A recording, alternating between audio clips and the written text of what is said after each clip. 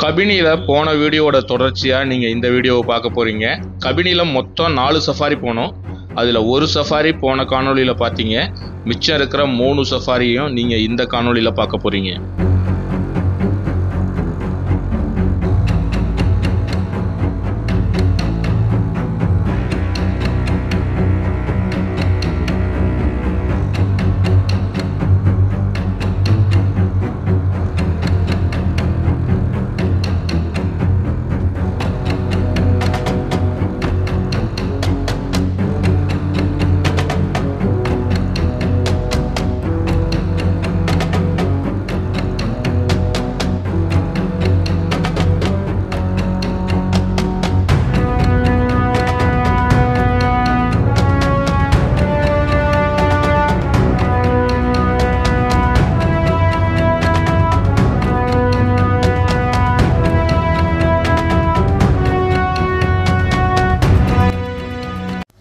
நாகர்கோலை ஃபாரஸ்ட்டில் இருக்கக்கூடிய இந்த காக்கனக்கோட்டை சஃபாரி பாயிலிருந்து கிளம்பக்கூடிய இந்த கபினி சஃபாரி எப்பயுமே எனக்கு பிடித்தமான ஒரு சஃபாரி அப்படின்னு சொல்லலாம். ஏன்னா எப்பயுமே நான் சொல்வேன், கபினி நெவர் டிசப்பாயிண்ட் அப்படின்ட்டு. கபினியில் நம்ம சஃபாரி போகும்பொழுது எப்பயுமே நம்மளை ஏமாத்தாது அப்படிங்கிறது தான். ஏன் அதுக்கு நான் சொல்கிறேன் அப்படின்னா, இந்தியாவில் உள்ள ஃபேமஸான டைகர் ரிசர்வில் இந்த நாகர்கோலை டைகர் ரிசர்வும் ஒரு முக்கியமான இடம். அதுக்கு முக்கியமான காரணம், இங்கே நம்ம சஃபாரி போகும்பொழுது புலிகளை அதிகமாக பார்க்கக்கூடிய வாய்ப்பு இருக்குது. அதுக்கு காரணம், குறைவான பரப்பளவில் அமைஞ்சுள்ள இந்த காட்டில் அதிகப்படியான எண்ணிக்கையில் புலி இருக்குது. அதனால் நாம் சஃபாரி ஒரு 4 சஃபாரி போகிறோம் அப்படின்னா கண்டிப்பாக ஒரு சஃபாரிலையாவது நமக்கு புலியை பார்த்துட முடியும் அப்படிங்கிற ஒரு நம்பிக்கையோடு தான் ஒவ்வொரு வாட்டியும் நம்ம போவோம். ஒவ்வொரு வாட்டி நம்ம போகும்பொழுதும் நம்மளுடைய எதிர்பார்ப்புக்கு ஈடு செய்யும் விதமாக தான் இங்கே இருக்கக்கூடிய சஃபாரி அமைஞ்சிருக்கே தவிர நம்மளை ஏமாத்தினதில்லை. அதுபடி நேற்று நம்ம ஃபஸ்ட்டு சஃபாரி போனோம். ஃபஸ்ட்டு சஃபாரியில் கூட்டமாக யானைகளை பார்த்தோம், ஆனால் புலிகளை பார்க்க முடியல. மீண்டும் திரும்ப இன்னைக்கு மார்னிங் சஃபாரி 2வது நாள் நம்ம வந்திருக்கிறோம். பார்க்கலாம் இன்னைக்கு எந்த அளவுக்கு நமக்கு அதிர்ச்சி ஊட்டக்கூடிய அளவில் இந்த சஃபாரி இருக்குதா இல்லையா அப்படிங்கிறத நம்ம பார்க்கலாம்.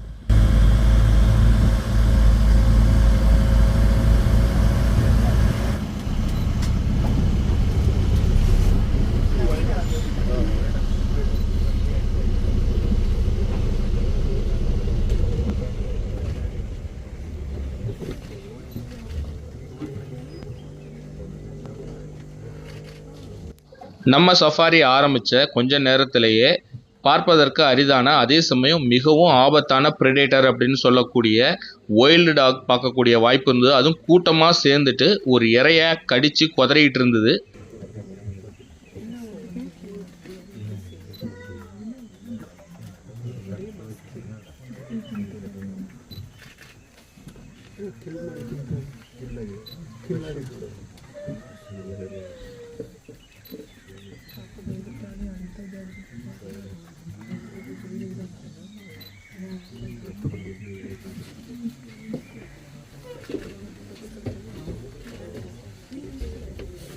இந்த தோல் அப்படின்னு அழைக்கப்படக்கூடிய செந்நாய்களுக்கு சில சிறப்பு குணாதிசயங்கள் இருக்குது. அதாவது இரையை இது வேட்டையாட போகும்பொழுது தனியாக போய் வேட்டையாடாது, குரூப்பாக தான் போய் வேட்டையாடும். அதாவது ஒரு இரை இருக்குது அப்படின்னா ஈவன் அது புலியே இருந்தால் கூட பயப்படாமல் போய் புலியே அட்டாக் பண்ணி வேட்டையாடக்கூடிய அளவுக்கு இது திறமை வாய்ந்தது.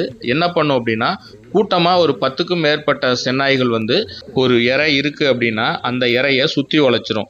உதாரணத்துக்கு ஒரு மானே போகுது அப்படின்னா அந்த மானை ஒரு சைடு போய் அட்டாக் பண்ண போகும், உடனே மான் இன்னொரு பக்கம் போனால் இன்னொரு டைரக்ஷனில் வரும். இதுமாரி எல்லா டைரக்ஷன்லேருந்தும் அதை வந்து பிடிச்சி அதை ஃபஸ்ட்டு சாகடிக்காது. எல்லா மற்ற ப்ரெடேட்டர்ஸ்லாம் என்ன பண்ணும், அதாவது புலி, சிறுத்தை இந்த மாதிரியான வனவிலங்குகள் என்ன பண்ணும், முதல்ல ஒரு மானை பிடிக்குது அப்படின்னா அது கழுத்தை தான் பிடிக்கும். கழுத்தை பிடிச்சி அதை சாகடிச்சிட்டு அது செத்ததுக்கு அப்புறம் தான் உடம்புல உள்ள மற்ற பாகங்களை வந்து அது சாப்பிட ஆரம்பிக்கும். ஆனால் இந்த செந்நாய்கள் அது உயிரோடு இருக்கும் பொழுதே உடம்புல இருக்கக்கூடிய ஒவ்வொரு பாகங்களையும் கடித்து கொதறி மிகவும் கொடூரமான முறையில் கொலை பண்ணும். இதுதான் இதோட வேட்டையாடக்கூடிய ஒரு முறையாக இருக்குது. ஸோ அந்த அளவுக்கு ஒரு கொடூரமான ஒரு ப்ரெடேட்டர் அப்படின்னு சொன்னால் இந்த செந்நாய்களை நம்ம சொல்லலாம்.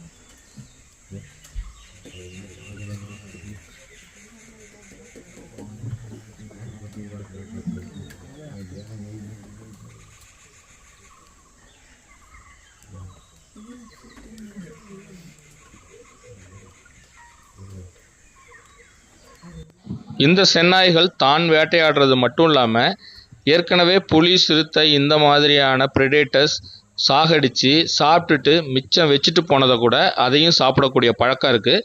இப்போ இது சாப்பிட்டுட்டு இருக்கிறது கூட ஏற்கனவே அது அடித்து போட்ட இறை மாதிரி தான் இருக்குது. ரொம்ப நாளைக்கு முன்னாடி அடித்து போட்ட இறைய இது திரும்ப மிச்சம் இருக்கிறத அது சாப்பிட்டுட்டு இருக்கிற மாதிரி தான் இருந்தது.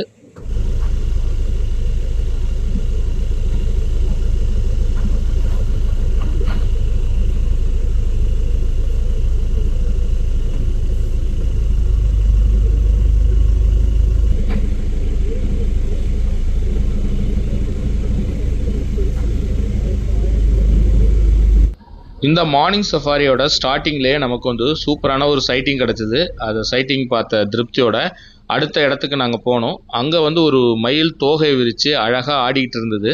பொதுவாக ஆண் மயில் தன்னுடைய இணையான பெண் மயிலை கவர்வதற்காக இந்த மாதிரி தோகையை விரித்து ஆடும். ஸோ இது பார்க்குறதுக்கு ரொம்பவே அழகாக இருக்கும். அதுவும் பர்டிகுலராக இந்த மழைக்காலங்களில் இது தோகை விரித்து தான் அதிகப்படியாக ஆடுறதை நம்மளால் பார்க்க முடியும்.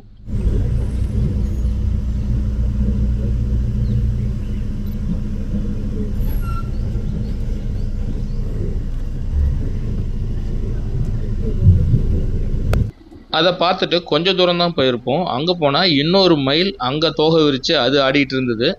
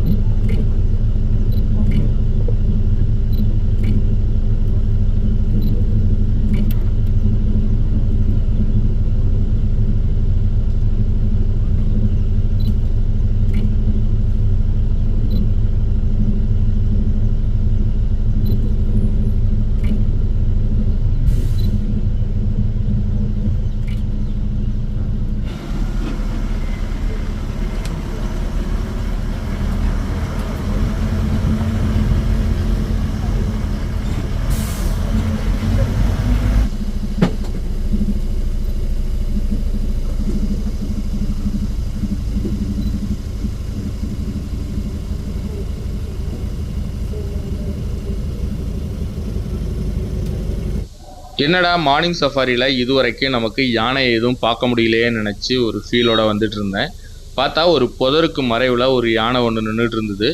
அது பார்க்குறதுக்கு சரியாக தெரியல ஃபஸ்ட்டு. அதுக்கப்புறமா தான் தெரிஞ்சது யானை ஒன்று அங்கே உள்ள ஃபுட்டை சாப்பிட்றதுக்கு ரொம்ப ஆர்வமாக சாப்பிட்டுட்டு இருந்தது. அதனால் அது வெளியிலே வரல, உள்ளுக்குள்ளார நின்றுட்டு இருந்தது. அது ஆனால் பார்த்தீங்கன்னா நல்ல ஒரு முரட்டு டஸ்கராக தான் இருந்துச்சு.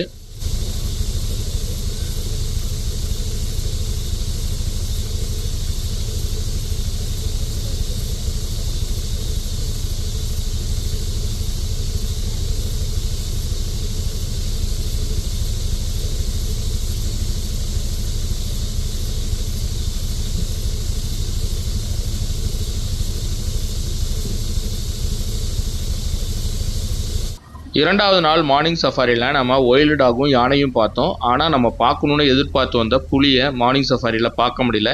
சரி, இன்னும் 2 சஃபாரி இருக்கு இல்லையா, ஸோ அந்த 2 சஃபாரியில் பார்த்துக்கலாம் அப்படின்னு சொல்லிட்டு நான் திரும்ப ரூமுக்கு ரிட்டர்ன் ஆனேன்.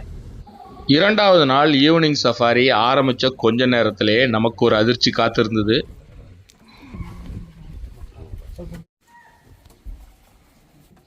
சஃபாரி ஆரம்பித்த கொஞ்ச நேரத்தில் ஒரு இடத்துல இருந்து ஸ்ட்ராங்கான அலாரம் கால் வந்துக்கிட்டே இருந்தது. உடனே நம்மளுடைய சஃபாரி வெஹிக்கிள் அங்கே நிறுத்திட்டு நம்ம எந்த சைடு சவுண்ட் வந்ததோ அங்கே எல்லாருமே பார்க்க ஆரம்பித்தோம். ஏன்னா மொதல் 2 சஃபாரியில் எந்த இடத்துலையுமே அலாரம் கால் கேட்கல. இந்த 3வது சஃபாரியில் தான் நமக்கு அலாரம் கால் வந்தது. அதனால் கண்டிப்பாக நமக்கு டைகர் பார்க்கக்கூடிய வாய்ப்பு 100% இருக்குது அப்படிங்கிற ஒரு நம்பிக்கையோடு நாங்கள் வெயிட் பண்ணோம்.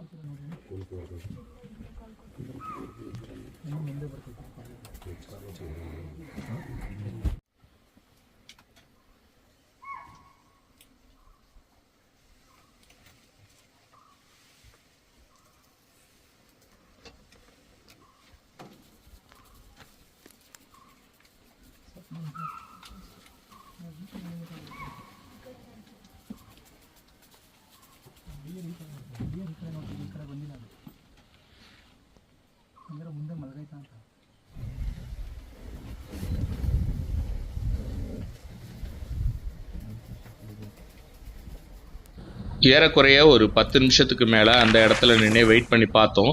ஆனால் புலியை பார்க்க முடியல. அது மேபி வேறு டைரக்ஷனில் போயிருக்கலாம் அப்படின்னு சொல்லிட்டு திரும்ப நாங்கள் அங்கேருந்து கிளம்புனோம்.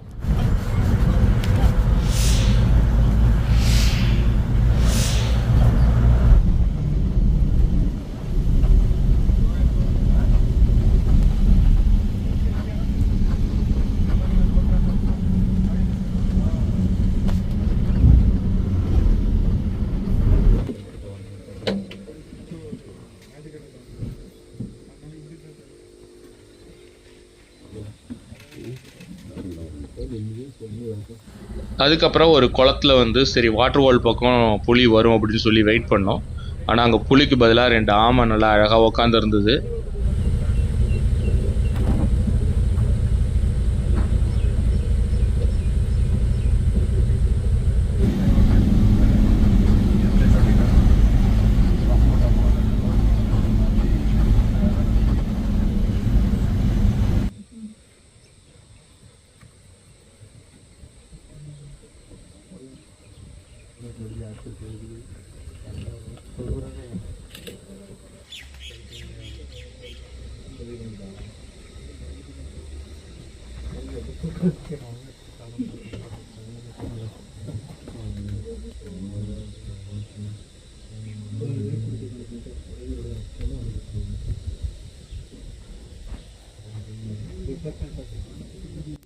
மான்கள்லாம் தண்ணி குடிக்கிறதுக்காக குளத்துக்கு பக்கத்தில் வந்தது.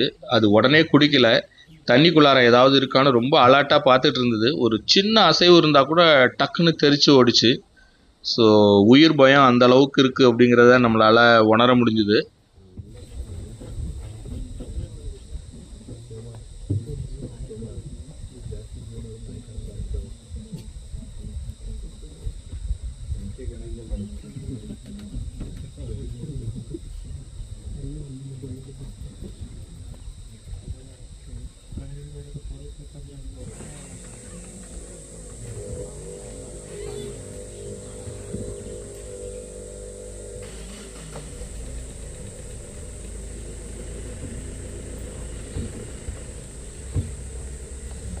கபினியில் இன்னைக்கு 3வது சஃபாரி நம்ம முடிச்சிருக்கோம். இதுவரைக்கும் கபினி வந்ததுலேயே ஒரு மோஸ்ட் டிசப்பாயிண்டட் சஃபாரி அப்படின்னா இன்னைய சஃபாரி சொல்லலாம். எந்த சைட்டுமே இல்லை, 0 சைட்டிங். புலி, சிறுத்தை, யானை, கரடி இந்த மாதிரி எந்த விலங்குகளுமே பார்க்க முடியல. ஆஸ் யூஷுவல் புள்ளிமான்களை மட்டும்தான் பார்க்க முடிஞ்சுது. இது வரைக்கும் கபினிக்கு எத்தனையோ வாட்டி சஃபாரி வந்திருக்கேன். இந்த மாதிரி ஒரு ஏமாற்றத்தை வந்து கொடுத்ததில்லை. முதல் 2 சஃபாரியாவது பரவாயில்ல. நேற்று ஈவினிங் சஃபாரியிலையாவது யானைகளை கூட்டமாக பார்த்தோம். ஏறக்குறைய ஒரு 30-40 யானைகளுக்கு மேலே பார்க்க முடிஞ்சுது. ஜோன் பியில் போயிருந்தேன். இன்றைக்கி மார்னிங் ஜோன் ஏ போனேன்.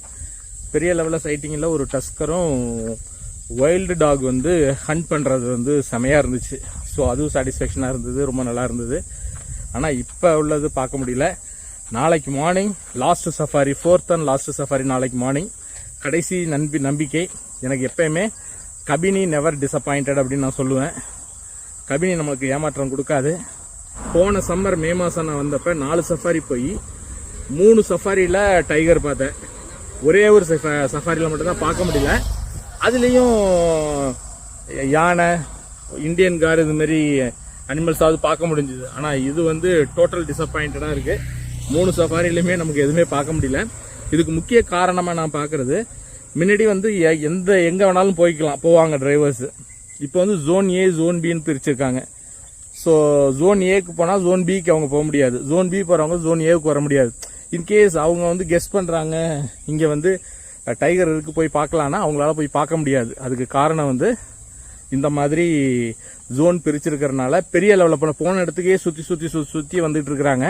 ஸோ அதனால் எனக்கு தெரிஞ்சு கபினியில் சைட்டிங்கிறது நாளடைவில் குறைவதற்கு வாய்ப்பு இருக்கிறது. பார்ப்போம், நாளைக்கு கடைசியாக ஒரு சஃபாரி போவோம்.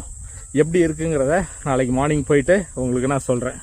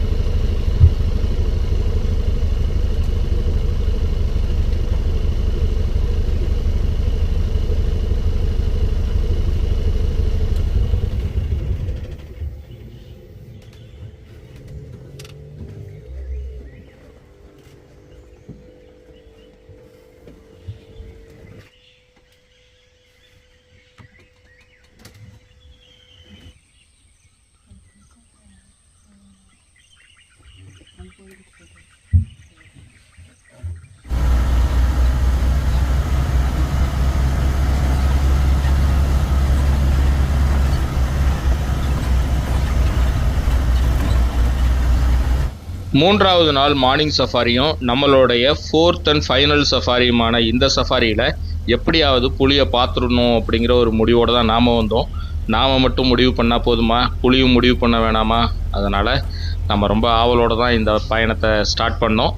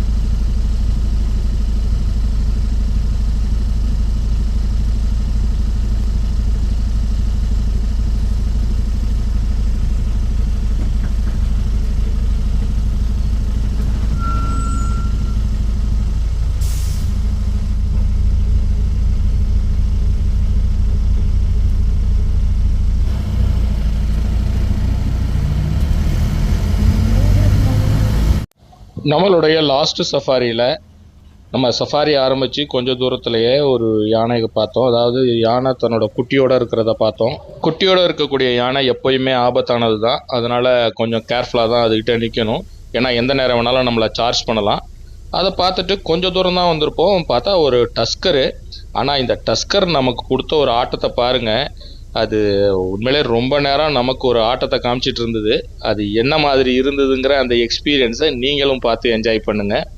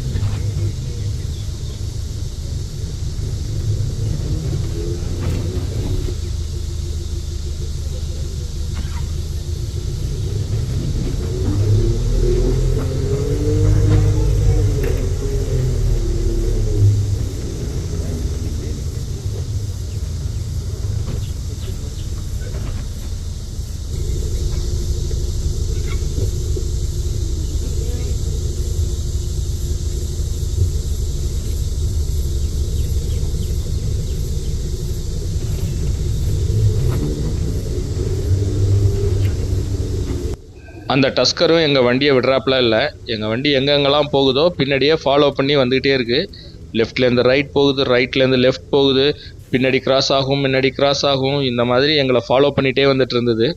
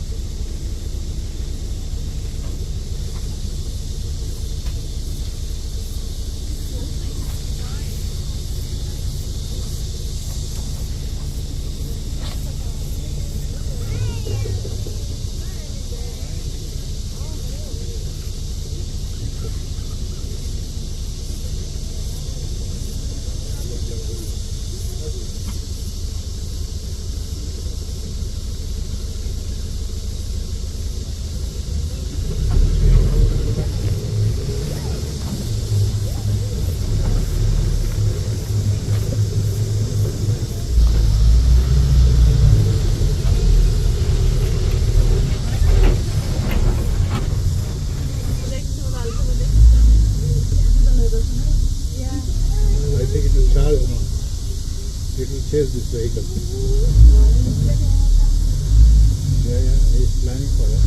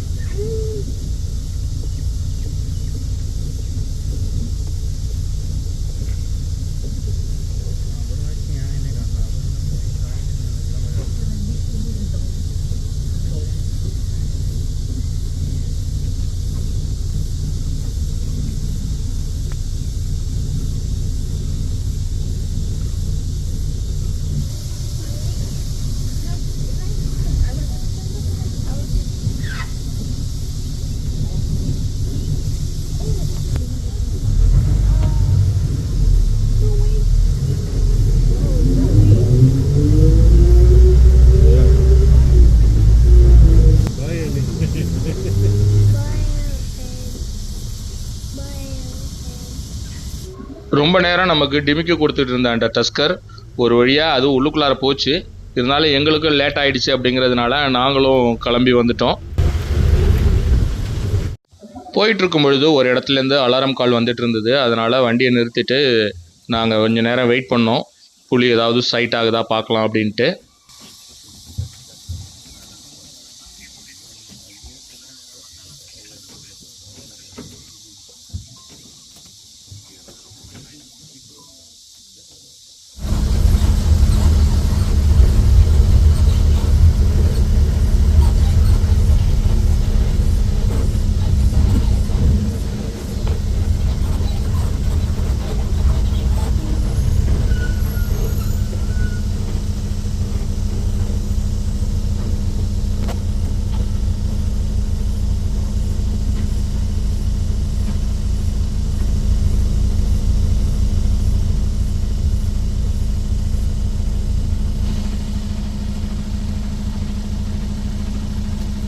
நமக்கு மார்னிங் சஃபாரிலையும் பெரிய லெவலில் சைட் ஆகலை. யானைகளை மட்டும்தான் பார்த்தோம். பர்டிகுலராக அந்த டஸ்கர் வந்து கொஞ்சம் ஒரு 20-25 நிமிஷம் போல் நமக்கு ஒரு ஆட்டத்தை காமிச்சிட்டு இருந்தது. அது உண்மையிலே சூப்பராக இருந்தது. அது ஒன்று தான் நமக்கு ஆறுதல் அளிக்கக்கூடிய விதத்தில் இருந்தது. மற்றபடி பெரிய லெவலில் சைட் ஆகலை. புளியை பார்க்கணுன்னு வந்த நமக்கு இந்த ட்ரிப், அதாவது இந்த 4 சஃபாரியுமே நமக்கு ஏமாற்றத்தை கொடுத்தது அப்படின்னு தான் சொல்லணும். இதோட இந்த காணொலி நிறைவுக்கு வருது. இந்த காணொலி பிடிச்சிருந்ததுன்னா லைக் பண்ணிவிட்டு உங்கள் ஃப்ரெண்ட்ஸுங்களுக்கு ஷேர் பண்ணுங்கள். மீண்டும் அடுத்து ஒரு அருமையான காணொலியில் உங்களை நான் சந்திக்கிறேன்.